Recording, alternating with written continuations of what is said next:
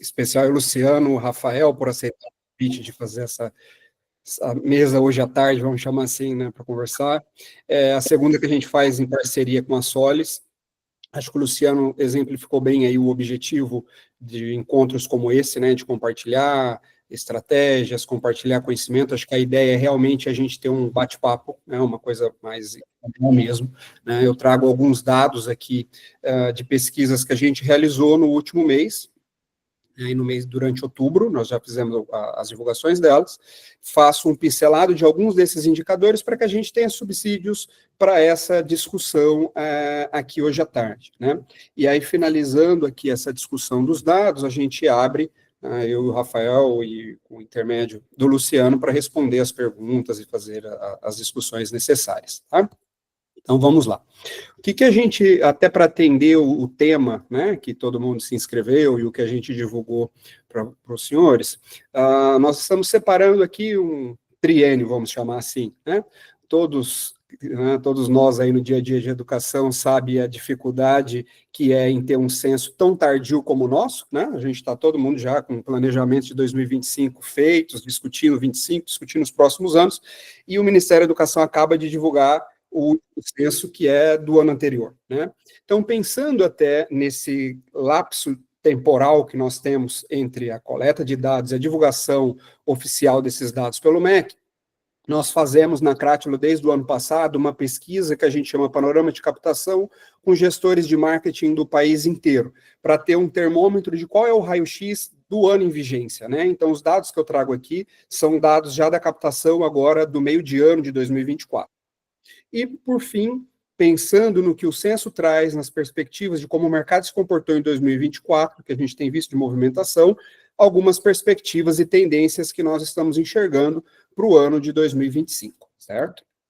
Então, no primeiro ponto de panorama, a ideia da apresentação e dos slides é mais para que a gente tenha uma pincelada de informações principais sobre essas duas pesquisas, tanto a do censo como a que nós realizamos aqui internamente, para que a gente tenha aqui subsídios para fazer a discussão, tá? Como são muitos dados, eu não vou ficar me atendo a todos eles, tá? Vou colocar algumas questões principais, até porque essa apresentação ela vai ser compartilhada com todos os inscritos, né, com todo mundo que está participando, e aí uma curiosidade ou outra a gente pode ser mais específico, tá?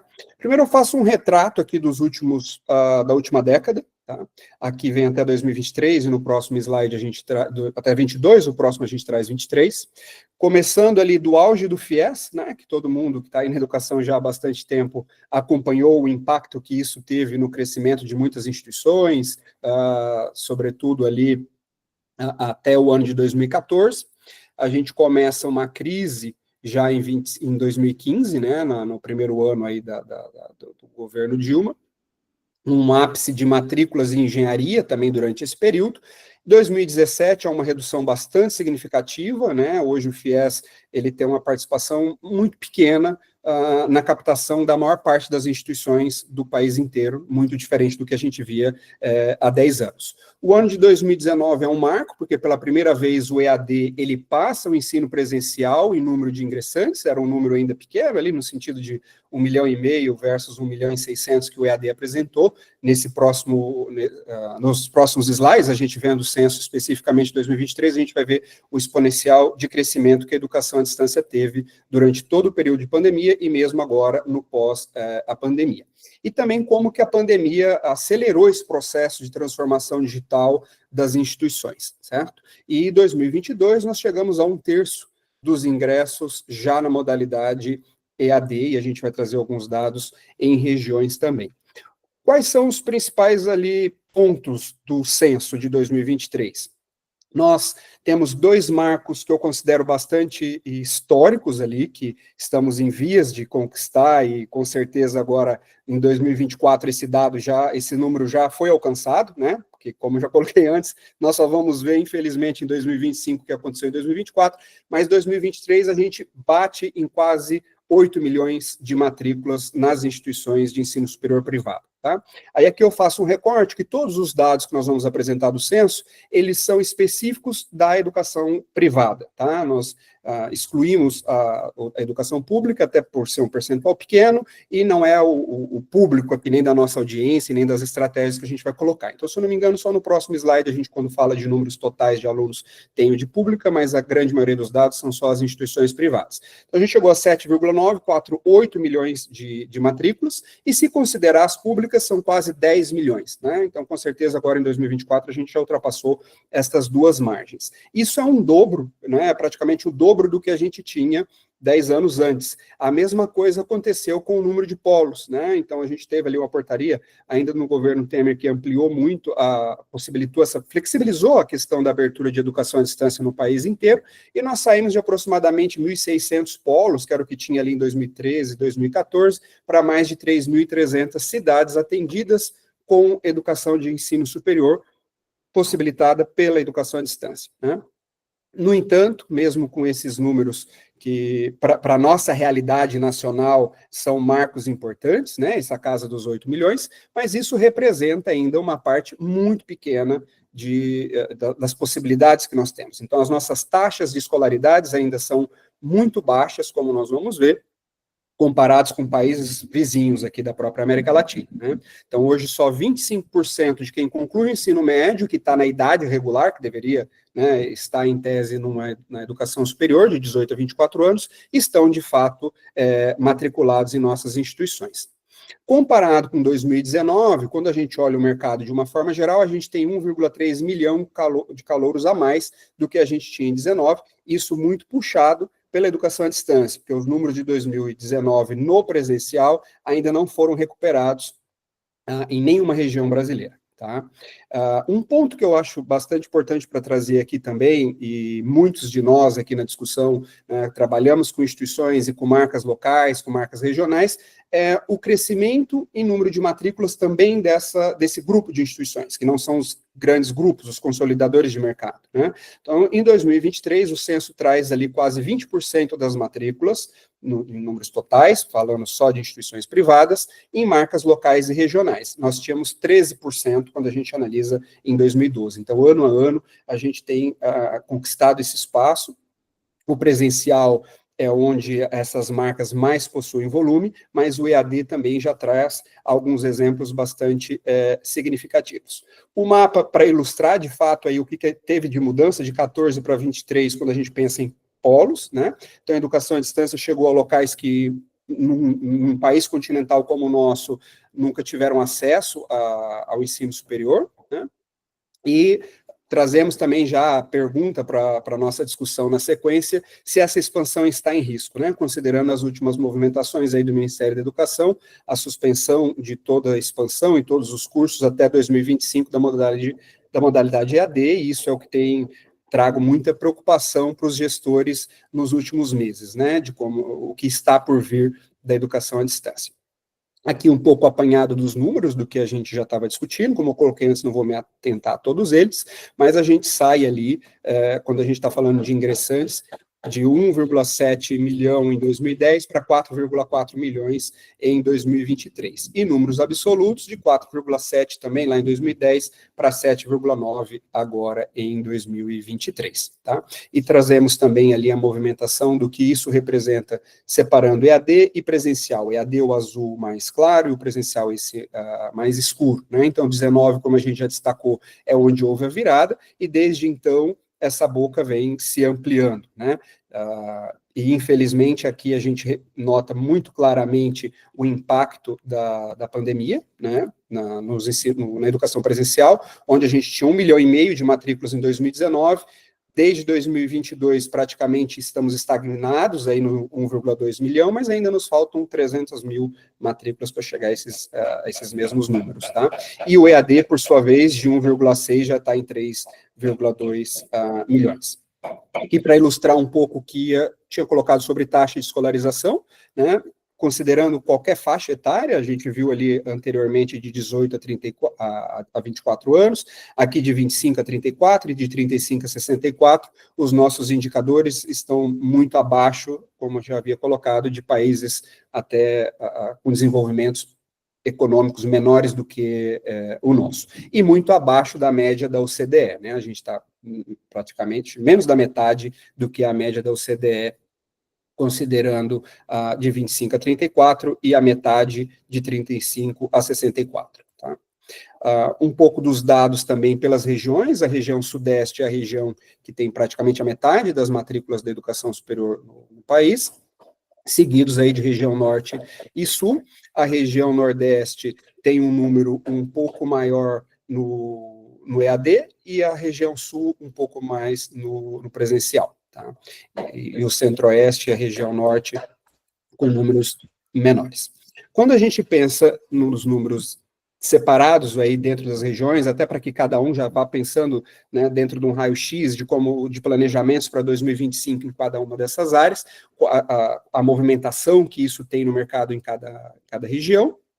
Nós temos ali, como a gente viu, né, o EAD cresce em todas elas, o presencial em poucas regiões, na região sul houve um pequeno crescimento aqui no presencial, na região sudeste há um pequeno declínio, na região centro-oeste também diminui um pouco, no norte, assim como a sul, cresce um pouco, o presencial já mostra uma recuperação, e a região nordeste se mantém estável no mesmo volume.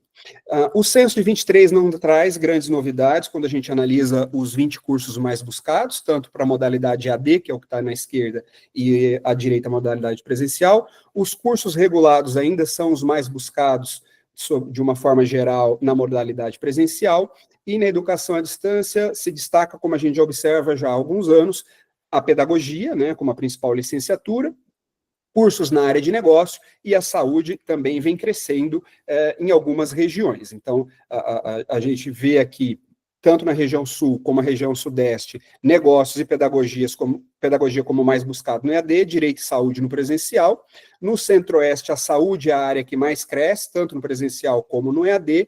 E na região norte e nordeste, também negócios e pedagogias no EAD, direito no presencial, mas a saúde também cresce em ambos. E alguns recortes aqui que chamam a atenção também de cada uma das regiões, as marcas mais competitivas em cada uma dessas praças, né? Dentro da região sul, tem o mercado presencial teve um crescimento, como a gente observou no slide anterior. No sudeste, foi o mercado que mais cresceu em número total de ingressantes comparado a 2019, proporcionalmente, né? A região centro-oeste, assim como a região nordeste, o EAD tem um peso bastante grande no número total de matrículas, e a região norte, estados do Pará e do Amazonas, praticamente 2/3 aí do total de matrículas de todos os estados, tá? E as marcas aqui abaixo. Isso de dados principais, uma pincelada bastante rápida sobre o censo, né? E aqui eu trago também uma pincelada sobre os dados que nós fizemos aqui, essa entrevista que eu havia comentado com gestores de marketing de todas as regiões brasileiras. Então, qual os principais insights, né? A metade desses gestores estão satisfeitos, ou muito satisfeitos com os resultados que eles obtiveram no ano de 2024, 1/3 dessas instituições investiram mais em marketing do que havia investido em 2023, e 55% investiu mais marketing, custos gerais, né, folha, terceiros, etc. E quando a gente pensa em mídia, 55% investiu mais em on e off também com relação a 2023. 80% desses entrevistados veem 2025 com bastante otimismo.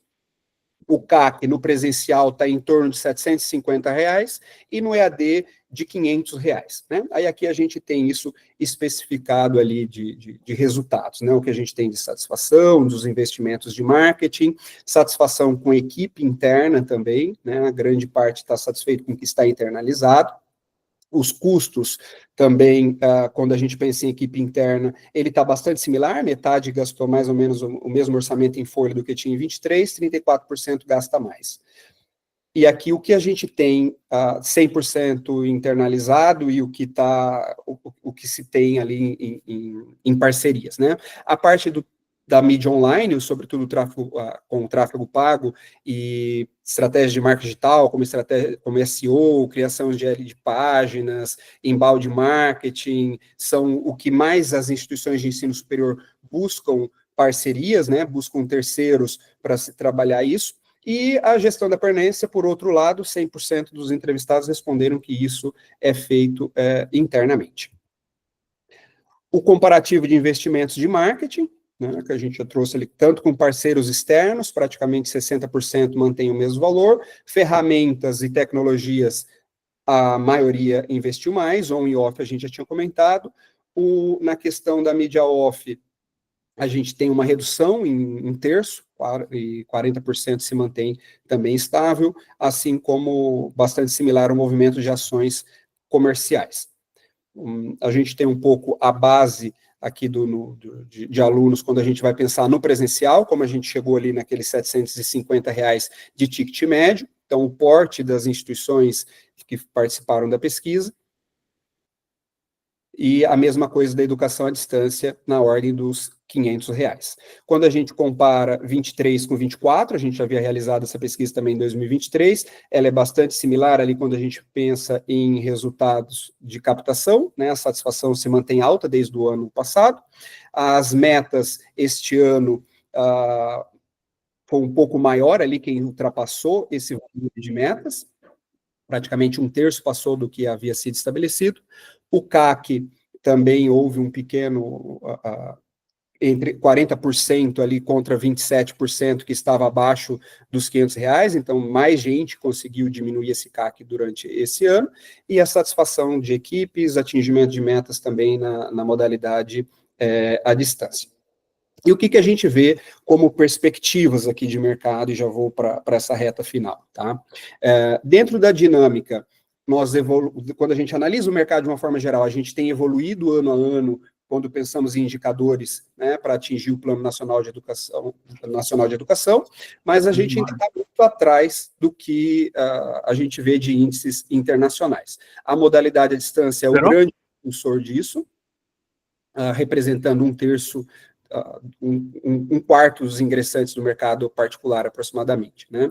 O modelo presencial, ele teve um crescimento de 21 para 22, mas já o último censo, comparando 22 com 23, a gente tem uma estabilização e abaixo ainda dos patamares de pandemia. O portfólio, a gente já comentou ali nos outros slides, né? Tanto presencial como EAD. Na dinâmica competitiva, a gente tem uma participação dos grandes grupos maior na educação à distância e uma operação bastante complexa quando a gente tem um aumento de CAC na educação à distância para sustentabilidade, sobretudo em instituições de pequeno e de médio porte. E podemos discutir aqui na sequência também estratégias para alavancar estes números, né?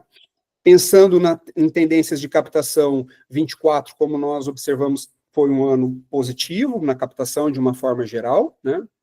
A criação de estratégias, otimização de resultados, faz com que a gente tenha um espaço de ainda mais crescimento para 2025. Os investimentos têm sido maior, né, na parte de marketing, como a gente analisou. Os custos ali da parte de captação, que a gente também já detalhou bem.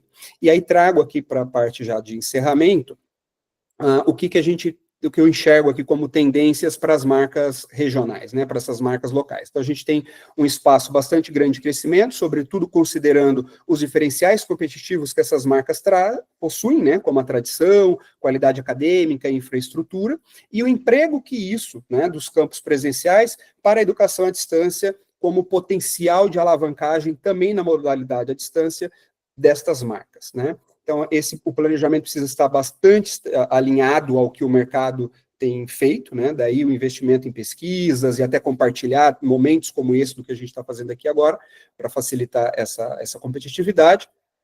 Também temos ali uma valorização bastante grande de momentos presenciais, então, nos cursos presenciais, esses momentos, os alunos cobram mais isso pós-pandemia, né? A gente havia, num primeiro momento, imaginava que o presencial diminuiria muito no sentido da valorização das suas práticas, mas não é o que a gente observa no dia a dia das instituições, né? Por outro lado, os alunos exigem mais que a efetividade do momento presencial, a qualidade desse momento presencial, e não ir presencialmente em grandes centros ali, com trânsito, etc., só para assistir um PowerPoint ou algo que ele não necessariamente precisaria desse deslocamento. E a importância de estratégias, né, comerciais, para estar competitivo dentro dessas marcas perante este mercado. tá? As pesquisas na íntegra estão no nosso site, né? E vou aqui para o final até dessa apresentação para passar para o meu amigo Rafael.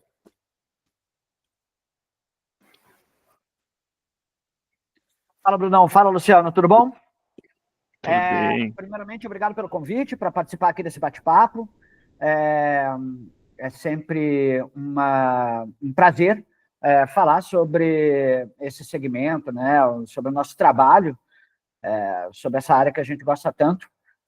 E é sempre um prazer aqui estar dividindo a tela aqui junto com o Bruno, que é um cara que eu tenho uma aderência muito grande de ideias, ainda que uma divergência muito grande também. Em alguns pontos a gente adere, em outros pontos a gente desadere, e aí a gente vai seguindo aí na nossa parceria e amizade. Obrigado, Bruno, pelos convites desse ano. O Bruno me convidou mais cedo aí no ano para escrever qual a palavra que eu usei, Bruno? O final da análise setorial que ele... O pós-fácil, né? Pós-fácil, a gente foi atrás dessa palavra e a gente fez um pós-fácil da análise setorial. E eu adoro análise setorial, adoro dados de censo, acho que fui um dos pioneiros a processar os microdados do censo do ensino superior já em 2004, escrevi as primeiras análises setoriais quando eu estava na CM Consultoria, depois escrevi, acho que uma dezena de análises, fui coautor de uma dezena de análises setoriais lá junto com a Roper, e fazia uns 2 ou 3 anos que eu não me debruçava publicamente sobre esses dados, fora em fóruns privados, né, na minha newsletter, no LinkedIn e tal, analisando esses dados, e foi muito legal, porque essa foi uma análise, esse foi um censo muito especial. Esse foi um censo muito especial porque ele trouxe alguns dados inéditos, algumas perspectivas que a gente já acompanhava fora do Brasil, e aqui no Brasil ele passou a trazer, né? Uma perspectiva é o aluno que sai sequencialmente do ensino médio e ingressa no ensino superior. Nos Estados Unidos a gente sempre acompanhou esse dado, eles chamam de, acho que, early birds, né? Os caras que saem do ensino médio e automaticamente vão para o ensino superior, é que a gente não tinha isso. Existia até uma tese que o brasileiro, ele se forma, vai entrar mais tarde, quando a gente olha, e a gente viu que nas escolas privadas a gente tem números aqui, enfim, como sempre, de primeiríssimo mundo, a gente tem 80% dos alunos das escolas privadas sincronamente entrando no ensino superior, no setor público, de novo, números de terceiro mundo, né? Números de sul global, né? com os alunos não entrando como deveriam dentro do ensino superior. Ensino superior, como a gente sempre observa, né, respondendo por 80% das matrículas, e um outro número muito legal é a proximidade aí desse milestone, desse marco de 1 milhão de alunos no ensino superior de maneira geral. Bruno trouxe aqui os dados do ensino superior, eu olho de maneira global.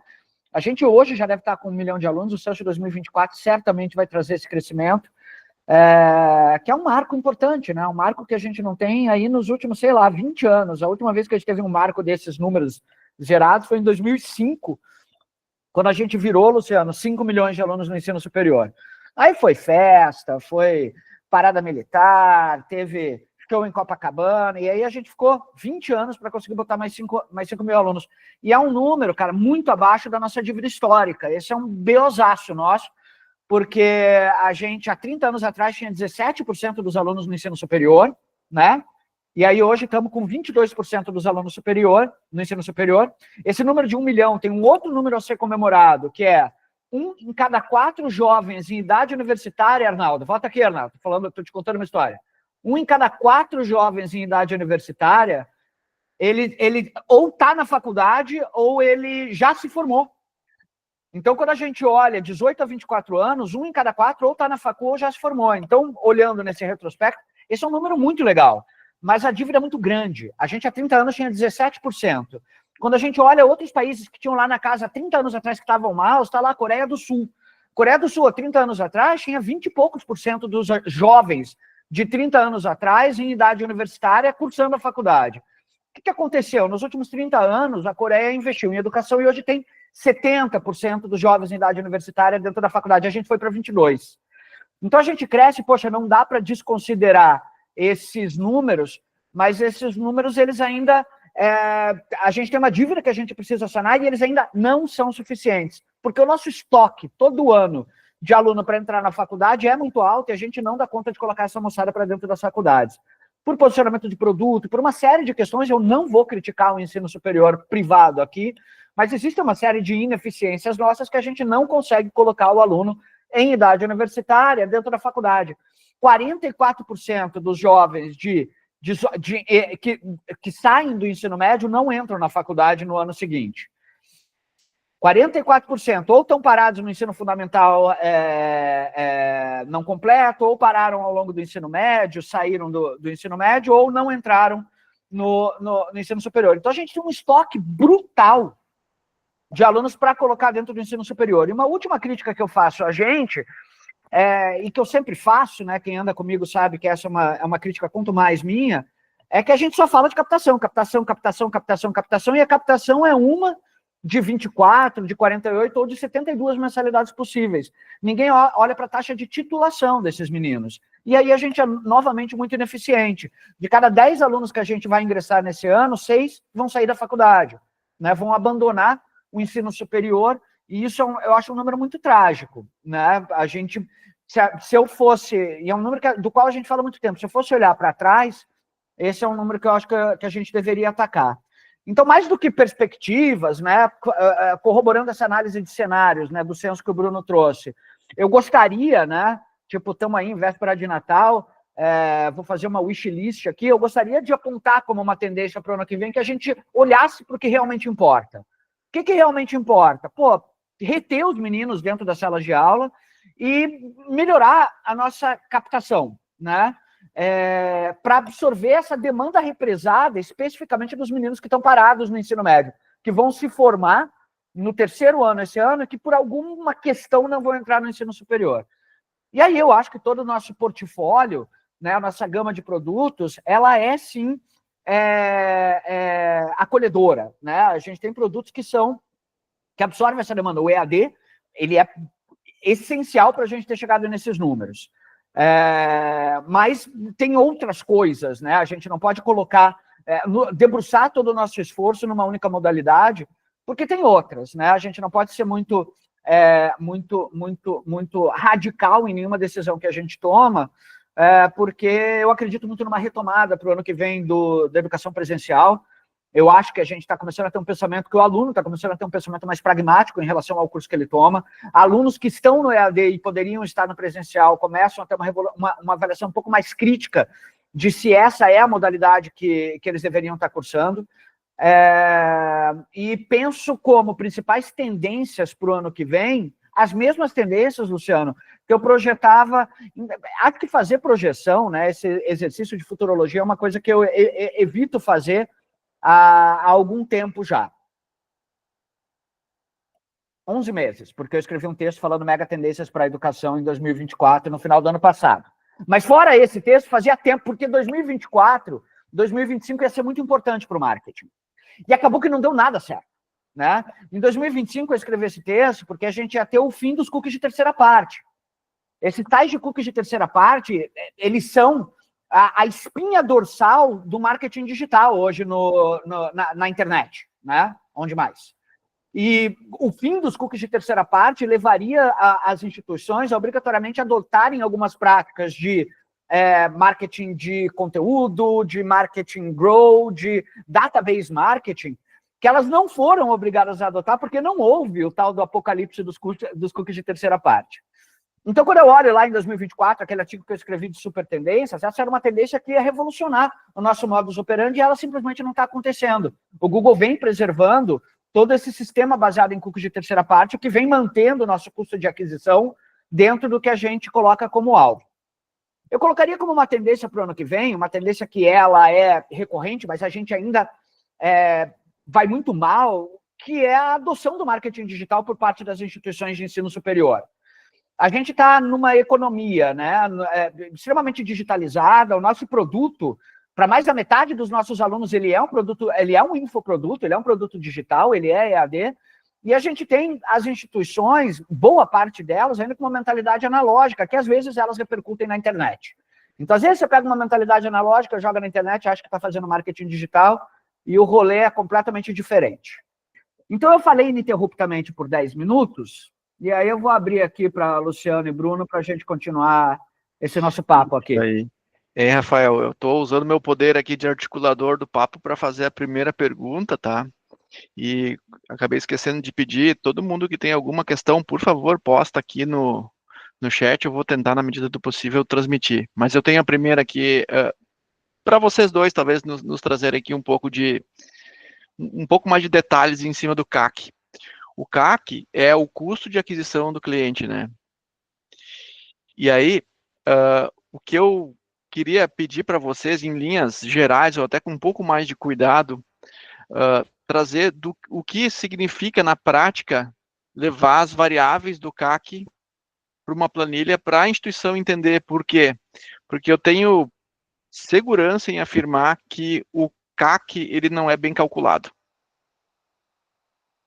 Né? Cara, E quando vocês olham começar... e dizem assim, Rafael, perdão aí, deixa eu só terminar minha pergunta, agora que eu vou fazer ela. Tô falando em R$600 de custo de aquisição, e aí eu tô com uma outra IES lá com R$900. O que ela tá somando ali? Vocês conseguem dar em linhas gerais, o que eles estão colocando? Cara, CAC não é uma ciência exata, né? Eu acho que CAC é mais de humanas do que de exatas. Eu acho que cada um tem o seu CAC, eu tenho o meu. Né? O meu CAC, que são vários. Né? Então, eu acho que o primeiro CAC que a gente calcula é custo de mídia de performance dividido pela aquisição. Aí tem o segundo CAC, que é o custo da atração inteira. Aí você coloca todo o comercial, coloca toda a equipe comercial. Basicamente gente, né? E aí você coloca isso, e tem um terceiro CAC que você pode calcular, que é marketing versus aquisição. Então, eu acho que... E aí, cada instituição coloca a lente, né, na sua forma de calcular, e cada gestor constrói o CAC que lhe é mais benéfico. Mas eu acho que a gente tem que olhar sobre essas três perspectivas, porque o orçamento ele é meio dividido nessas três grandes áreas.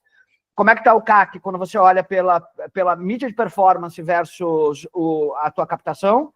E também tem o CAC pelos níveis de funil, né? Pensando que CAC é uma matrícula, né? Uma primeira mensalidade paga. Que eu acho também uma forma bastante pueril da gente avaliar isso. Eu acho que a gente deveria ter um CAC de primeira mensalidade, talvez um CAC de primeira semestralidade, né? Porque fazer uma captação, é mais fácil captar um aluno fora do perfil e encher uma base de alunos do que olhar para um aluno mais dentro do perfil que você está buscando e ter uma captação que vai gerar um cancelamento de matrícula menor. Então, eu acho que é do cruzamento dessa visão, da qualidade de que eu estou captando, né? Com esses três gastos principais, a gente pode ter a construção de CAC.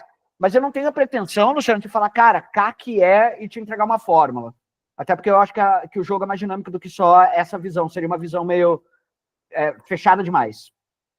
E de uma forma geral, Luciano, acho que você fez uma leitura bastante correta, e a gente atende instituições aí no país inteiro e se depara muito com isso. Os mantenedores acabam olhando muito pouco ou erradamente para o CAC, né? Como o Rafael já colocou, não é uma ciência exata, cada um tem um cálculo, então a gente acaba criando algumas métricas para ter uma noção de mercado também, né? Mas os valores ali, ele é um parâmetro, é óbvio que instituições colocam coisas que não deveriam estar no CAC, enfim, e vice-versa, né? Mas de uma forma geral, o que a gente orienta para as instituições? Mesmo que ela não tenha o parâmetro de como está a sua concorrência, que ela olhe para ela própria, né? Então, quanto que eu estou gastando hoje? Vamos criar os indicadores. O que eu estou chamando internamente de CAC? Eu estou chamando internamente de CAC estes 10 custos aqui, esses centros de custos tais, né? E aí eu vou analisando isso nos últimos anos. Então, 2024, quanto foi isso? Linha a linha, né? E quando eu pego 2023, o que eu melhorei? Porque aí você consegue ser efetivo com o seu próprio resultado, né? Já que a gente não consegue ter uma margem onde todo mundo vá seguir os mesmos critérios, né? Algumas instituições já possuem algumas associações ou alguns trabalhos em redes até para trabalhar as mesmas nomenclaturas e poderem ter ali uma certa compatibilidade do que a gente está colocando de preço, né? De uma forma geral, o que a gente coloca é que no presencial se gaste aí no máximo 80%, 70% do que seria o ticket médio da primeira mensalidade, para se ter uma operação sustentável, e no EAD ali, que não passe as duas parcelas, né? E no caso aqui a gente está bastante no teto. Isso é o que a gente tem mais ou menos trabalhado com os nossos clientes. Ô, louco, Bruno! 80% de uma mensalidade para captar um aluno, cara. Sim, cara, isso dá 0,5%. Isso dá 2%. Cara, quanto que dá isso? Pegando num curso de 48 meses, a gente está falando de 2% de investimento de faturamento em captação é muito pouco. A gente está muito acostumado, gente, com algumas ineficiências do nosso sistema e a gente realiza elas muito bem. Nem estou falando disso, Bruno, mas estou falando assim, investir 2% de captação para uma instituição que está chegando no mercado, cara, você olha fora em outros mercados, a gente está falando de 8%, né? Trazendo aqui Porter, mas tem gente que investe 12%, tem gente que investe 15%, tem mercado de nova economia que investem 20% em aquisição. E você está trazendo 2%. A gente tem uma relação de uma taxa de conversão, 5%, 10%, pô, a gente fica muito feliz quando a nossa taxa de conversão está em 20%. Significa que para cada venda eu joguei fora 4 oportunidades, né, Bruno? Então, eu acho que tem algumas ineficiências que a gente vai normalizando e que a gente tem que atacar com unhas e dentes. E esse investimento, cara, é um investimento muito baixo. Parabéns se você está tendo uma captação com 80% do custo de... A gente faz a conta um pouco diferente, Rafael, do que você está colocando, porque por que eu não considero baixo? Né? Porque o custo não é só o custo da captação, então não é só... A gente tem o marketing educacional, sabe isso melhor que ninguém, talvez seja o mais difícil, né? Você vai comprar um sapato, em 10 minutos você não tem como olhar se está pingando, se o ar-condicionado gela ou se ele não gela. Então, todo o custo de operação que você tem na efetividade disso, de pagar folha, de ser competitivo, de todos os custos que a instituição tem, você gastar mais do que uma mensalidade, 2, isso compromete a sustentabilidade do caixa daquela própria instituição no semestre, com relação aos custos que ela possui fixo hoje. É óbvio que essas coisas podem ser otimizadas, mas é a média do que a gente tem observado hoje. Perfeito, super entendido. Rafael, tem uma contribuição aqui do Arnaldo. Eu dei uma lida aqui, vou tentar resumir o que o Arnaldo colocou aqui para a gente, que as campanhas comerciais estão tentando atrair na base do valor, né, desconto, preço baixo. E ele colocou aqui esses critérios, né, de se não deveria estar preservando aí um pouco da qualidade de ensino, corpo docente, plataforma, etc. E eu acho que isso volta para ti, Rafael, como uma pergunta daquilo que eu comentei lá no início, na abertura desse papo, que eu vi um crescimento de 15% no resultado operacional de vocês aí. Essa informação confere? E se confere, consegue explicar um pouco do que vocês fizeram aí para chegar nesses indicadores? Não, cara, não posso porque são dados da operação aqui, mas eu entrei tá lá no meu LinkedIn, né? Entrei em 1º de maio, e aí esse resultado bate bem com esse segundo trimestre, né? Que foi quando a gente começou a trazer um processo aqui de grow internalizado. Foi um movimento da companhia inteira, né? A companhia, a Inspirali, tem uma equipe extremamente talentosa em todas as áreas, que é uma companhia muito recente, né? Se a gente for olhar essa visão de Inspirali, ela é muito nova, e agora a gente começa a colher o resultado de tudo que foi plantado ao longo da fundação da empresa, né? Que é uma empresa que aglutinou alguns cursos de medicina e que foi estruturada para fazer a gestão desses cursos. E uma liderança excepcional, e eu acho que dessa combinação de um time de alto desempenho, uma liderança com uma visão muito legal, a gente começa a colher esses resultados que ainda estão abaixo da minha expectativa, tá? Eu acho que a gente tem o potencial de entregar muito mais de 15%. Agora, Arnaldo, é isso, cara, quando a gente olha aí a questão de preservar ticket, esse é um desafio enorme, né, para um mercado que é viciado em dar desconto. A gente, na primeira onda do crescimento, ao fim da primeira onda do crescimento da expansão do ensino superior em 2005, pega o gráfico das faculdades, né, Arnaldo, das vagas, ele rampa até 2005, e aí em 2005 a gente estagna um pouco o nosso crescimento anual, e aí a gente estava viciado numa concorrência talibã, predatória, em aumentar o nosso custo de aquisição, como o Bruno falar, e diminuir a nossa margem. E aí a gente passa de 2005 até hoje, reduzindo a margem de todos os nossos cursos, Luciano. Então, você pega um curso de Direito, o valor dele em 2005, um curso de Direito em 2005, 2008, vamos pegar, ele valia R$700, né? Hoje um curso de Direito vale 1.200, né? Em média no Brasil. Isso que você tem curso de Direito que a gente sabe que está sendo vendido na Bacia das Almas. Os únicos cursos que a gente conseguiu ter alguma preservação de ticket foram os cursos que estão hoje lá liderando a tabela do Bruno, especificamente a medicina. A distância da medicina de 2011 para a medicina para um curso de direito e da medicina para um curso de hoje para um curso de direito, ela é brutal, né? E o que a medicina tem de tão excepcional? Ela conseguiu preservar o ticket, ela conseguiu repassar IPCA ao longo dos anos. Então, você pega o curso de medicina mais caro de 2011, era um curso que, sei lá, custava R$6.000, e repassa o IPCA do período, você vai ter um curso de medicina de R$12.000 hoje, que é mais ou menos o ticket médio da medicina, né? Então, basicamente, é um pouco isso. E aí, o que a gente faz, Brunão? A gente pega os 5 cursos que a gente conseguiu preservar o ticket, que estão liderando a nossa captação, e entra num frenesi de desregulação. Não, porque a gente quer direito EAD, porque a gente quer medicina EAD, porque a gente quer EAD, abre mais cursos, abre mais cursos. Então, a gente pega a única coisa bonita que a gente preservou do nosso jardim, né, as únicas flores que continuaram florindo, e fala, não, colher. É uma visão até predatória da nossa parte enquanto executivos, no meu entendimento. E aí o desafio é esse, Arnaldo, é tentar retomar o valor do ticket, tentar construir na nossa população, ao longo dos próximos 20 anos, porque isso não se faz da noite para o dia, a cultura do financiamento no lugar da cultura do desconto. Como o americano faz muito bem, né? Nos Estados Unidos lá, o modelo de financiamento da educação superior deles é baseado lá no student loan, né? No financiamento estudantil, que é uma coisa aceita na sociedade, todo mundo faz lá, se endivida, o endividamento hoje está brutal na sociedade americana, a gente tem $1 trilhão tomados em empréstimo para pagamento do curso superior. O curso superior entrega payback, o menino se forma e aumenta salário, tem sucesso na vida, é feliz. Aqui no Brasil também tem payback, a gente não comunica, mas tem o melhor payback. Eu não conheço nenhum investimento que me deu retorno sobre o investimento de fazer uma faculdade de maneira geral. Segundo o IBGE, segundo FGV, segundo a CDE, segundo quem vocês quiserem que eu relacione aqui, o Brasil ainda se não é mais o país que paga o maior prêmio por ano de estudo, é um dos principais, né? O segundo ou terceiro. E aí esse é o desafio, a gente virar essa chave na cabeça da nossa sociedade, da nossa comunidade de maneira geral. Respondi sua pergunta, Arnaldo? Respondi ao seu incremento, Luciano?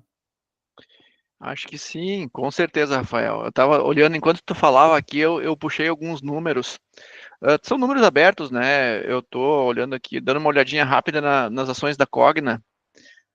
Ela derreteu o valor de mercado delas nos últimos 10 anos em 90%, né? Rentabilidade real em 95%. Então, praticamente, ela se zerou nos últimos 10 anos. E eu tenho informação aqui que a margem líquida do segmento de ensino é 0,84. Então, é praticamente zero de margem. E da Cogna em si, que é um grande player de mercado, está em negativo, 8,55. Então, acho que isso que você está falando aí, talvez o grande espelho a nível nacional do que a gente está vendo no ensino superior é isso aí, né? É derreter valor, é derreter preço. Na verdade, derreter preço e o preço reflete em valor e reflete em valor da marca, né? É algo que talvez vocês aí, como profissionais de marketing, podem ajudar em muito aí no momento. Eu vi também aqui o Arthur responde por uma empresa, pela área de tecnologia e a área de comunicação de uma instituição de ensino. Ele está colocando aqui, ó, a média deles está sendo entre 2% a 3%, então eles estão também, pelo que eu estou entendendo aí do Rafael, estão com ótimos indicadores, né?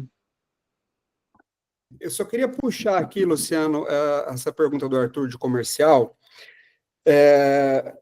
uma reflexão mais de como está sendo trabalhado o comercial. O comercial não é sinônimo de desconto e de preço popular, etc. Acho que isso é um desserviço e um mal comercial, né? Eu enxergo o comercial, ele é uma peça extremamente importante dentro de um processo de aquisição hoje e, infelizmente, muito mal utilizado de norte a sul do país, porque ele realmente se associou com o sinônimo de dar desconto. Onde o comercial... Por que o comercial serve? O comercial ele vai chegar onde as mídias tradicionais não vão chegar. Porque se o cara já viu o meu anúncio, clicou e ele fez a minha inscrição, ele não precisa em nada do comercial. Então, o comercial ele vai atrair um público que não viria para a instituição superior de outra forma, sobretudo num país como o nosso e as taxas do que a gente está falando aqui dentro. Então, o comercial tem que chegar àquele que nem está pensando em fazer uma faculdade e mostrar para ele indicadores como esse que o Rafael colocou agora, né? Porque o comercial, quem que é o concorrente do comercial na hora que ele está numa negociação dessa? Não é outra instituição de ensino. É a Honda, porque se ele fez a compra da moto dele ali, é a Caixa Econômica com financiamento, porque não cabe dentro do orçamento dele essas duas contas, né? Agora, se ele entende a lógica, como o Rafael está colocando, do potencial que ele vai ter, né, terminando esse ensino superior para aquisição de bens e para crescimento da família dele, ele tem uma outra visão, né? Sobretudo nas instituições que são as marcas regionais, né, que não são os grandes grupos. Então, estas marcas, para elas se diferenciarem, aí o Arnaldo coloca muito bem isso ali na pergunta dele, ele tem que realmente trabalhar a tradição, ele tem que trabalhar a qualidade, porque se eu tenho um departamento de uma marca regional que só vai falar de preço, eu me diferencio em quê? Das minhas concorrentes, principalmente os grandes grupos, né? Que é atributo que eu estou colocando. Aí realmente fica muito difícil você trabalhar um ticket médio melhor do que o que você está trabalhando se você só está falando em desconto financeiro, né? E não em infraestrutura, o que aquilo vai trazer realmente de incremento na formação daquele indivíduo. Super bem colocado, Bruno. E aí, gente? E aí, Bruno? Você me fala que não cabe no bolso desse cara? Um país que gasta 44 bilhões por mês em bets e apostas esportivas, Bruno? Não cabe no bolso do cara pagar uma faculdade? Pocilga. As bets faturam em um mês. Não cabe que eles estão deixando de fazer faculdade para investir em bet, né? As bets faturam em um mês, o que o ensino superior privado fatura em um ano, cara. E aí a gente se autodepreciou tanto, né, por uma série de questões de análise competitiva, de comoditização de mercado, uma série de decisões erradas. Mas, Bruno, a gente estava lá falando que as decisões que estavam sendo tomadas estavam erradas, né? Em 2005, em 2015, a gente estava lá falando, cara, a gente está indo por um caminho ruim. Esse caminho da propaganda ruim, eu tinha lá uma apresentação, um slide meu que eu comparava a propaganda de faculdade, todo mundo achava graça. Achava que era o alívio cômico do evento eu mostrar a propaganda de faculdade. Olha para onde nos trouxe. O aluno hoje prefere investir numa carreira de influenciador. A Nielsen diz que 500 mil brasileiros se afirmam influenciadores digitais, ganhando em média 2 salários mínimos por mês. O aluno prefere investir em criptomoeda, né? E achar que gastar 300 por mês em criptoativo vai levá-lo a ascender a felicidade. O aluno prefere gastar 44 bilhões de reais em bets todos os meses. O menino prefere achar que a gig economy, né? Que é essa precarização de emprego, é empreendedorismo, né? Que ele largar a faculdade para dirigir um Uber vai, E, cara, nenhum juízo de valor sobre dirigir um Uber. Mas é que são caminhos diferentes, né, cara? Ô, Rafael, tô falando aqui, o pessoal vai sair chorando dessa transmissão aí, cara. Por quê? Mas é tudo oportunidade, tragédia, né? cara. Cara, é tudo oportunidade. Né? Todo esse dinheiro, esses 44 bilhões que estão parados nas bets, a gente precisa capitalizar pra gente. Né? A gente precisa trazer para cá, que é o investimento que traz o maior prêmio por ano de estudo. Fala aí, Luciano. Semana retrasada, eu e o Bruno, a gente se encontrou na Meeting Experience, lá em Curitiba, e aquilo que tu falou, Rafael, do estoque de estudantes aí que tem para ingressar na graduação, foi citado também, eu não consigo lembrar a fonte aqui, o Bruno depois tenta me ajudar com a origem desse dado, mas os caras estavam falando em 16 milhões, Bruno, ou era 6 milhões de possíveis ingressantes para pós-graduação. E aqui nós temos uma série de amigos aqui que atuam com pós. E vocês falaram bastante aí da captação de graduação, né? E pós-graduação, cara, como é que vocês estão vendo essas movimentações aí, ticket também? Eu vou colocar mais uma vez, eu estou sempre repetindo as marcas regionais, que é o público que a gente trabalha hoje dentro das empresas, né? E a pós-graduação, ela é muito similar ao que acontece no EAD das marcas de pequeno e médio porte. São raras exceções as marcas que conseguem bons cases de captação em pós-graduação, né? Aí entra, mais uma vez, estratégias, investimentos, sobretudo olhar para o mercado. Então, as marcas regionais, elas têm olhado pouco para o mercado, para entender o que realmente o mercado está pedindo para uma pós-graduação. O maior exemplo disso é a amplitude de universidades corporativas. Então, a gente forma e a empresa precisa montar uma universidade corporativa para dar a formação que ele precisa, porque a universidade não deu aquela formação para ele. A gente cansa de participar de reuniões para definição de portfólio, onde a definição do portfólio de curso de pós, ela é feita com base no corpo docente que a instituição tem, em aula para quem que aquilo vai ser montado, e não é realmente para quem que o mercado precisa daquele curso da pós-graduação, né? Rafael. De novo, né, gente? Um monte de decisão errada que precarizou um produto que é um produto essencial. A educação continuada ela é fundamental. E, de novo, um outro produto onde a gente... Luciano, pega o lenço, cara. Se prepara. Um outro produto para o qual a gente baixou a guarda, e aqui no caso, a gente foi substituído por qualquer picareta do mercado, de G4 Educação, né? As faculdades que tinham seus MBAs de business, hoje você tem uns G4, não sei o quê, que entra com propaganda falando assim, MBA não vale mais nada, o que vale é o meu lançamento, a minha fórmula, o meu bootcamp, né? E aí a gente, tem o valor de um MBA puxado para o mesmo valor de um curso livre, ofertado pela internet, de um infoproduto qualquer. Então, de novo, um monte de decisões erradas. Eu não sei, gente, a questão da pós-graduação lato sensu, ela é, ao mesmo tempo, mais problemática, porque o produto foi puxado por uma lona mais baixa do que da graduação. Na graduação ainda existe alguma preservação de ticket. Na pós-graduação, de fato, hoje você tem cursos sendo vendidos a R$ 34,00, R$ 39,00, pague um, leve dois, né? Que são, na verdade, golpes, estelionatos, né? Pós-graduações que são documentos em PDF, né?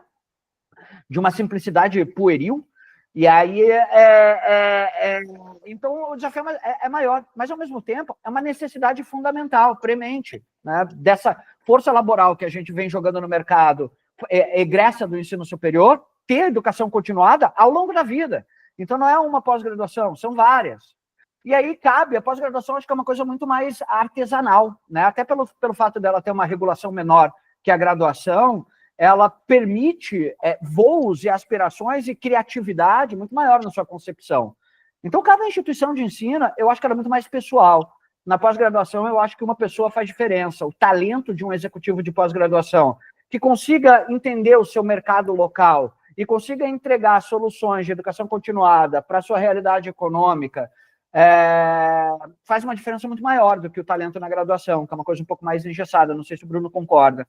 Então, eu acho que é um espaço para isso, é um espaço para bater na porta das empresas, é um espaço para fechar convênio, é um espaço para buscar parcerias estratégicas que também transbordem o seu valor para a própria graduação. A pós eu acho super oportuna e super desafiadora, né? Porque, ao mesmo tempo, você tem no Facebook a entrega de uma Black Friday. Vamos vendo aí a Black Friday, o que vai vir de pós-graduação com valor de 2 dígitos, né? E é uma dó. Mas eu vejo que o erro principalmente está na estratégia dessas instituições. A instituição não pode achar normal que uma instituição que ela não consiga vender a pós dela nem para os egressos, né? Então, se o cara ficou 4 anos comigo e ele não quer continuar fazendo uma pós aqui, algo está errado dentro desse processo de seleção dessa pós, né? Então, se eu não olhar para esse mercado, olhar o que ele realmente está precisando de demanda, eu não vou conseguir. E nem captar na verdade, o movimento dessas marcas tradicionais, como o Arnaldo colocou ali na pergunta dele, ele tinha que estar atraindo aluno de pós de marcas não tradicionais, e não o inverso, né? É como se a pessoa fosse dar uma calibrada no currículo. Ela fez uma graduação na faculdade XPTO e ela vai fazer a pós-graduação numa instituição tradicional. E as nossas instituições tradicionais, de uma forma geral, essas, né, mais as locais, as regionais, elas não estão conseguindo nem essa oportunidade de atrair um aluno que ela não atrai o aluno que era dela, e ela não atrai o aluno que era de uma concorrente para estar dentro dos seus bancos pensando na pós, né? Ainda mais num mundo como o nosso aí de educação continuada, de mudança o tempo inteiro. Não cabe mais a gente fazer uma faculdade 4 anos e achar que vai passar ao longo da vida implementando o que estudou em 4 anos, né? Já foi assim, né? Era uma corridona, você pegava o diploma da graduação e desfrutava por 50 anos dele. era chamado de doutor, né? Qualquer psicólogo, qualquer professor, qualquer um com ensino superior era chamado de doutor. E o seu salário era muito mais alto. Graças a Deus, a gente está tendo uma absorção muito maior da nossa população economicamente ativa para o ensino superior, né? O reflexo da gente ter hoje, em idade escolar, 1 em cada 4 alunos, é muito mais positivo do reflexo de 3 décadas atrás, onde a gente tinha quase 1 em cada 10, né, alunos cursando a faculdade. Moçada, o pessoal aqui trouxe algumas considerações aqui, mas não trouxeram perguntas, tá?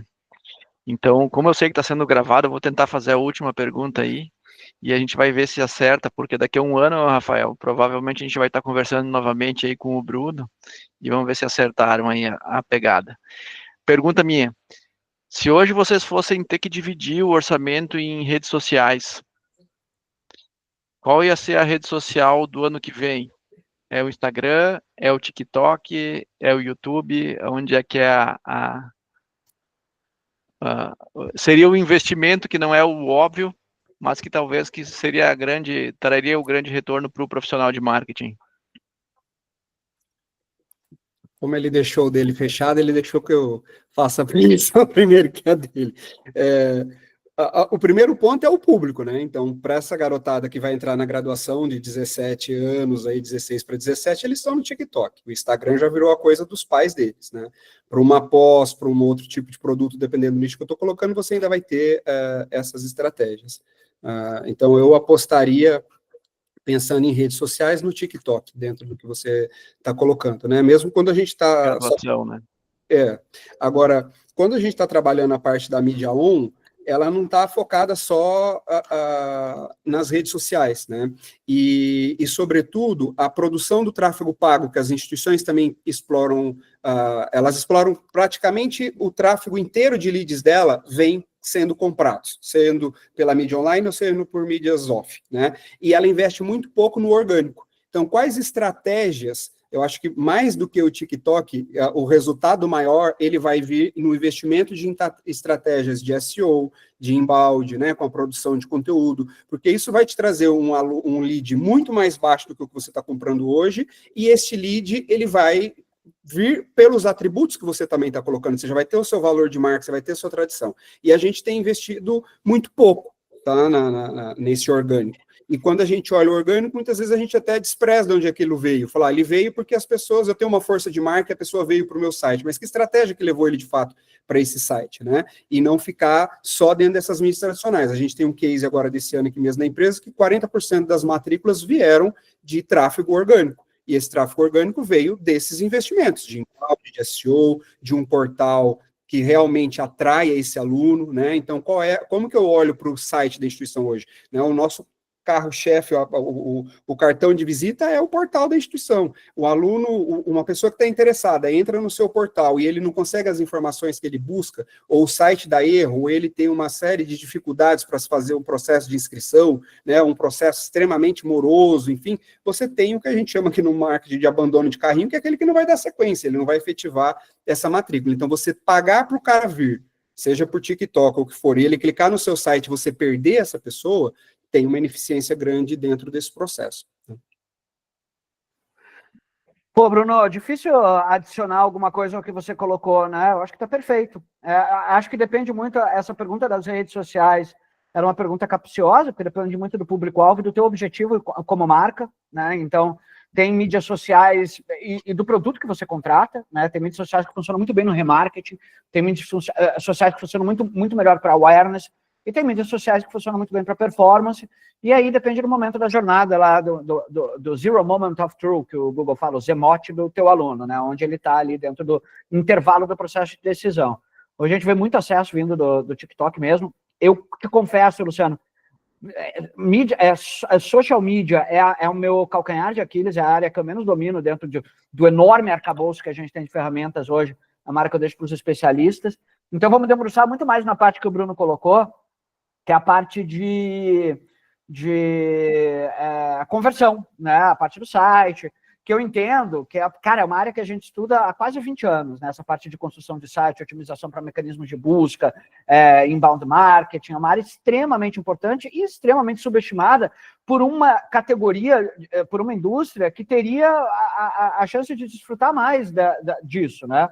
Então, o Google PageRank, né, que é o software, o algoritmo do Google que faz lá, indexa as páginas na internet e, consequentemente, indexa as páginas nos mecanismos de busca das inteligências artificiais hoje.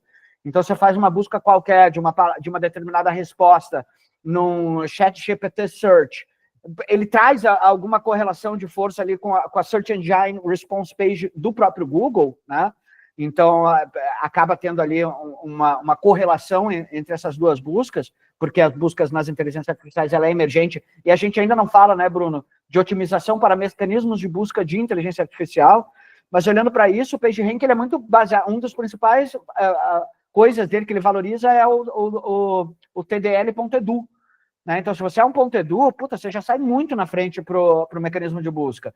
Então, você tem uma faculdade, você pode ser um .edu. Ao ser um .edu, você já está, se fosse um shopping center, se a internet fosse um shopping center, você já estaria no primeiro piso, né, na saída do estacionamento. Então, aí, para absorver essa demanda, seria muito tranquilo. Mas o Bill Gates falou em 1990 que no futuro o conteúdo seria rei, né, uma frase que deixou ele, uma frase muito importante, o conteúdo no futuro vai ser rei. E a gente está vivendo a era do conteúdo, né? E o Google come conteúdo com farinha todas as manhãs, né? Ele vive de absorver conteúdo. E as faculdades, elas são usinas de conteúdo. Todo dia, numa sala de aula, a gente está criando conteúdo. A questão é criar uma ponte entre a sala de aula e o seu site, para que o seu site vibre na mesma frequência de produção de conteúdo da sua atividade fim, da sua sala de aula. A instituição que fizer isso, ela vai estar navegando em céu de brigadeiro, ela vai estar surfando um tsunami de buscas. É isso aí, eu acho que o Bruno foi na veia, né, cara? Se eu, como instituição de ensino, tenho dificuldade de produzir conteúdo ou entender a expectativa do meu ingressante aí, eu tenho um problema de base, né? Talvez não é nem de marketing, de captação, né? É um problema de entendimento onde o que eu preciso oferecer para a minha sociedade, né? Para o meu usuário. A gente encerra aqui. Alguém quer fazer alguma consideração final? Bruno, Rafael, por favor. Luciano, mas agradecer a audiência de todos, né? A gente tem feito algumas lives aqui na empresa e o que a gente tem observado, muita gente assistindo no YouTube depois, né? Então, acho que durante a pandemia muita gente participava ali dentro das lives e essa teve uma audiência bastante grande ali, já que a gente chegou até agora, está em 31, né? Chegamos a 40, foram muitas pessoas inscritas, com certeza o tema é bastante pertinente ali para todos, né? Agradecer mais uma vez a parceria, Luciano, e encerrar dizendo que eu vejo 2025 com bastante otimismo, né? Desde que a gente olhe estrategicamente e tenha um olhar para o mercado, onde eu estou inserido, com quem que eu vou competir, quais produtos eu vou ter, né? E procurar fazer as coisas diferentes. Se eu não estou satisfeito com os resultados que eu tenho, não dá para eu continuar seguindo as mesmas lógicas, né? Isso parece uma obviedade, mas no dia a dia da instituição é assim, né? Você conversa com o mantenedor hoje, daqui 5 anos você conversa com ele está reclamando da mesma coisa que ele te reclamou há 5 anos. E quando você começa a fazer, você faz 3, 4 perguntas, você vê que ele não saiu do lugar onde ele estava há 5 anos, ele só está esperando que o resultado aconteça, independente da força de trabalho, da força de vontade até do time em conquistar aquilo, né? Então, as marcas que estão investindo em inteligência de mercado, entendendo de fato quem que é o seu público e tendo ferramentas e estratégias adequadas para esse público, elas já mostraram bastante resultado nos últimos anos, como a própria pesquisa traz quando a gente analisa esse grupo de instituições, e para 2025 também, com certeza, esse potencial, acreditamos que ele continua.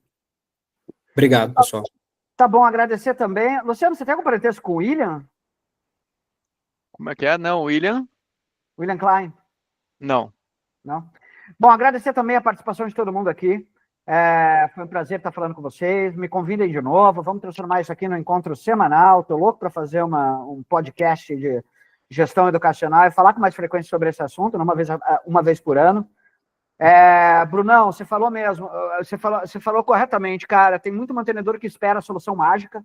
né? A gente vê muita gente... Eu falo que o marketing ele não é 100% de exatas, ele já foi 100% de humanas, hoje ele é 80% de exatas, 20% ainda é mistério, né? Ainda tem 20% do marketing que eu coloco na casa das humanas, que não é, que a gente não consegue ter um rastreamento absoluto de tudo que acontece, mas a gente consegue de 80%, mas tem gente que espera que o marketing seja 100% mágico.